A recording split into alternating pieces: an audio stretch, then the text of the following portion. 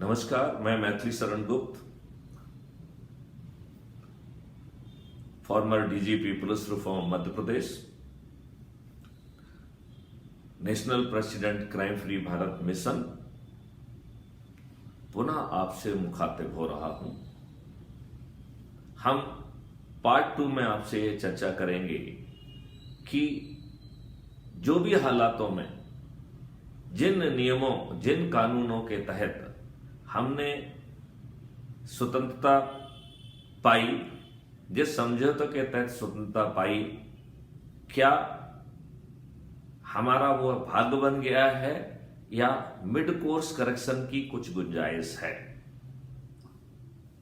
तो इसका पहला भाग के तौर पर हमें इतिहासकारों की भूमिका पे बात करना चाहिए।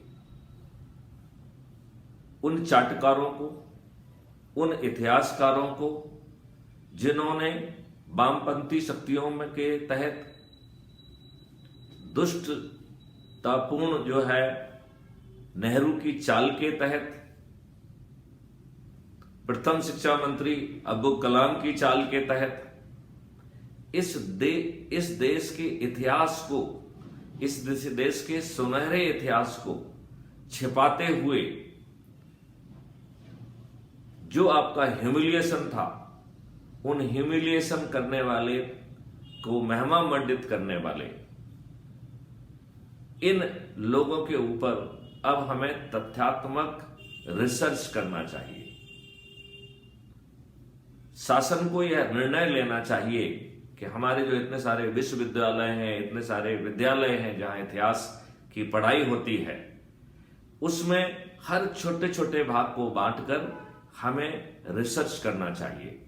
और वह रिसर्च जो है भारत में उपलब्ध किताबों के तक ही सीमित नहीं होना चाहिए। बहुत सारा मटेरियल विदेशों में उपलब्ध है, चाहे वो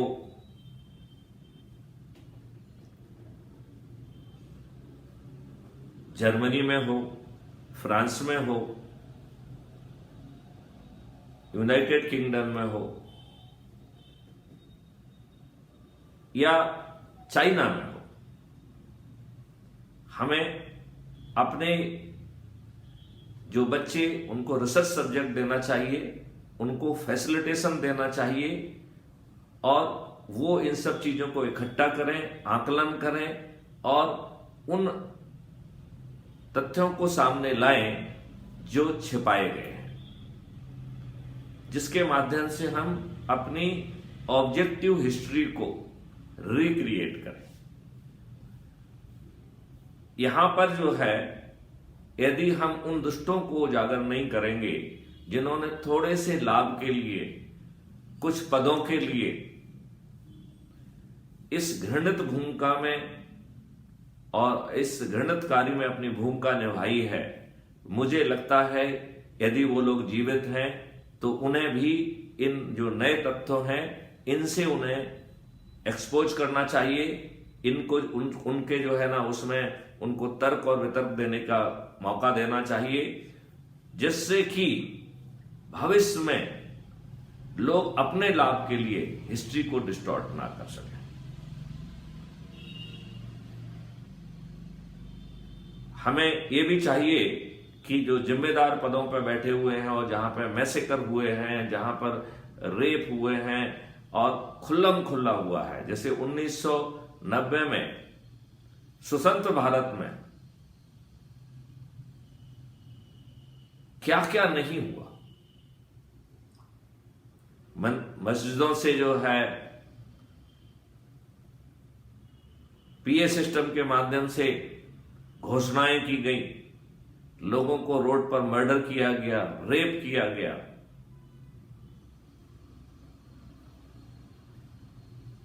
क्या आज भी हमें इस भूमिका को नहीं देखना चाहिए कि क्या उस समय पदस्थ लोग जो आईबी और रॉ में थे, उन्होंने क्या रिपोर्ट भेजी है?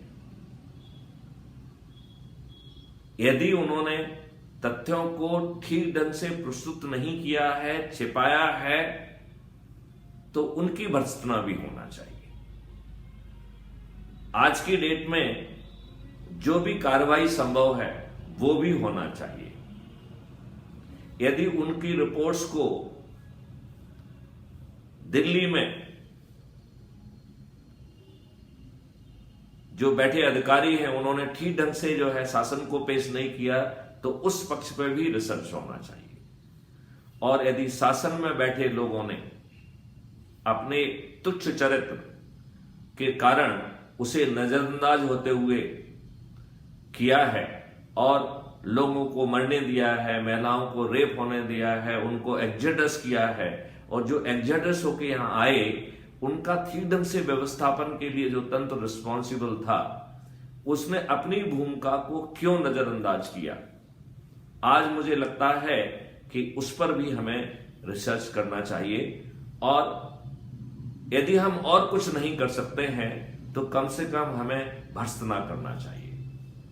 मैं भारत सरकार से अपेक्षा करता हूं, सभी जो है एनजीओज और सोशल संगठन से अपेक्षा करता हूं कि हम अब ये दबाव बनाएं और जो एक बात कही गई है इस पर अब कार्रवाई जो हमारे सामर्थ्य में है वो हम खुद करें, जो सरकार के सामर्थ्य में है उसे सरकार को करने के लिए विवश करें, और ये कार्रवाई 2024 के पहले जो है ना जमीन पे उतारें।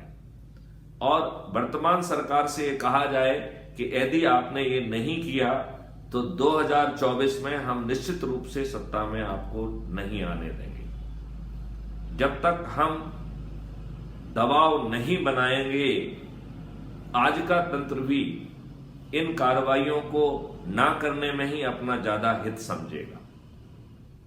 जब उनको ऐसा महसूस होगा कि यदि हम ये कार्रवाइयां नहीं करेंगे तो इसके लिए हमें राजनीतिक रूप से नुकसान को उठाना पड़ेगा, तभी मुझे लगता है कि वो लोग जो हम सुझाव दे रहे हैं इस पे कार्रवाई करेंगे।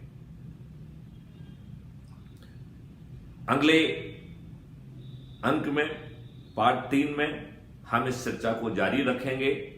जय हिंद, जय भारत, वंदे मातरम।